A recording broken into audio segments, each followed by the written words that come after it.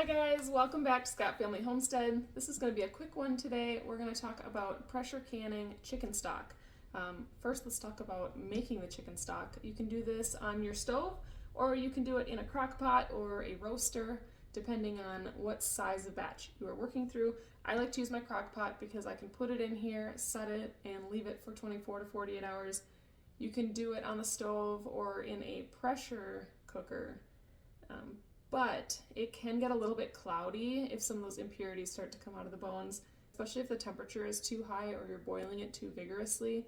You get kind of that cloudiness, and I don't get that when I do it in the crock pot. So this is how I like to do it. We ate a chicken the other night, so we covered the bones in water when we were done, and I threw some veggie scraps in there. I keep a bag of veggie scraps in the freezer for this purpose. All I used this time was the onion skins and some scrap onions. But you could do carrots, celery, celery leaves, or any mixture of herbs too. I threw a couple bay leaves in here, but otherwise I left it pretty plain. So I have a crock pot full of broth at the moment. I also have, if you watched my freezer inventory video, we pulled out a ton of broth out of the freezer. And so this is not frozen anymore. I'm going to remove some of the fat from this and mix it in with the broth that we made today. It should be a little bit lower fat and should can a little bit nicer.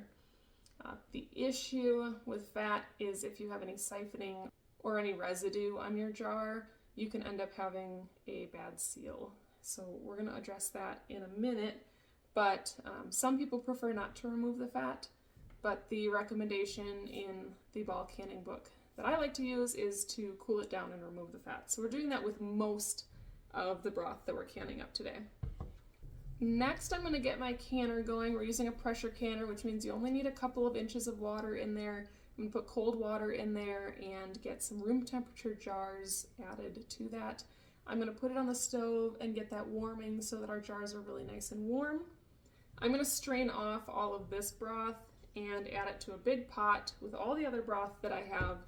We're going to bring that to a boil on the cooktop as well, and then we'll be ready to start putting things into jars.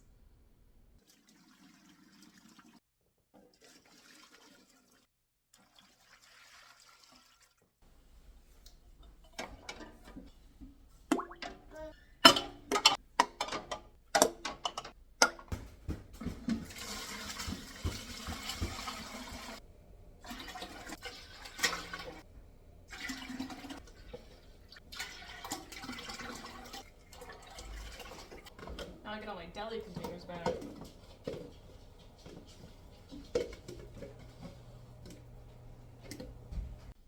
All right, we're ready to put our broth into jars. So we've got hot, steaming hot broth.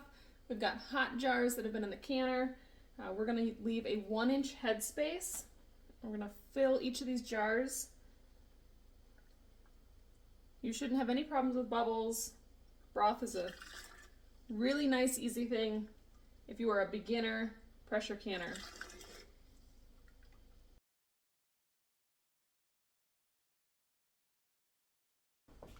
Now, what I believe to be the most important part of canning broth or meat or anything greasy is wiping your rims, and you want to do it with vinegar. Plain water will not be enough. Vinegar helps cut the grease. You will have a better seal rate if you use vinegar. So we're gonna wipe all of our rims with that before putting our lids on. I always use new lids. That is the general recommendation. I know some people reuse, but here we use new lids every time. Now the rings, you can use those over and over. You don't need to have very many rings because you shouldn't store your jars with rings on them. It can create a false seal. So once these have fully cooled for about 24 hours, we'll remove the rings and then I'll use them on a different load in the canner.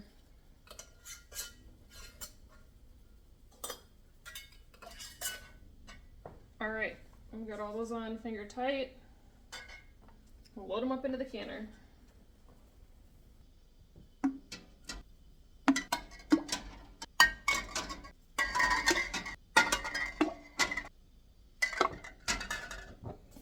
use this book, and I will link it. It's my favorite for water bathing and pressure canning. We're going to put the lid on this. We're going to get it up to boiling. We're going to vent the steam for 10 minutes, and then we're going to put our weight on. Mine's actually a dial gauge canner. Read your canner manual and see what you need to do to get it up to pressure. It's going to vary depending on what kind of canner you have. The recipe calls for 10 pounds of pressure, 20 minutes for pints, and 25 minutes for quarts, and then you have to adjust the pressure to your altitude. For the dial gauge, we're going to go 11 pounds here. If I was using my weighted gauge, we would go 15 pounds. And that will ensure that it is heated to the proper temperature on the inside. So I'll go ahead and put my lid on. Get this put on high. This will start to steam through here. Once it is a steady stream of steam, then you start your 10-minute timer. And then for this one, I turn it up to 3 to get it up to pressure. With my All-American, I put my weight on. So now we just wait, and then after 25 minutes at pressure, we will let it naturally come down to 0 pounds of pressure before we remove this top, and then our chicken stock is done. We are down to 0 pressure, so now we can take our weight off. It might steam a little bit. You want to lower the temperature slowly, and that's going to help keep it from siphoning. So I'm going to loosen this top once it's done steaming here and kind of just scoot it off a little bit. And then after a little bit, I'll take the top off completely. We'll let it cool for about 10 minutes, and then we will remove the jars. You always want to be careful that steam is away from you, not coming towards you. So everything looks good. It will still be bubbling. I don't hear any siphoning, so that's good news. So now we'll wait about 10 minutes and then we'll remove these jars. We let them cool for 24 hours. Take those rings off, check the seals, make sure that they sealed up good. So then they go on the pantry shelves and we're all set to go. One more little product plug. I love these silicone mats for canning because they wash really easily. Especially if you're doing tomatoes, then you don't stain towels or hot pads or whatever you're using. So, highly recommend, and I will link those as well.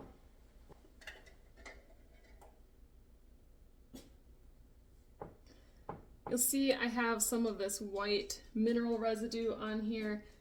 I'm about 50-50 on remembering to put vinegar in my canner to keep that from happening. This time I forgot. But the vinegar will keep that from sticking to your jars.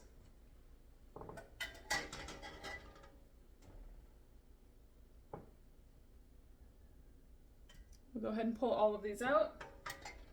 I've got another 5 jars over here, so I'm gonna run this canner one more time. But I will catch you guys on the next one. So thank you so much for hanging out with me today. I'm so glad you're here. Make sure you're subscribed and following us on Instagram and Facebook as well. We appreciate every single one of you. We'll see you next time. Bye, guys.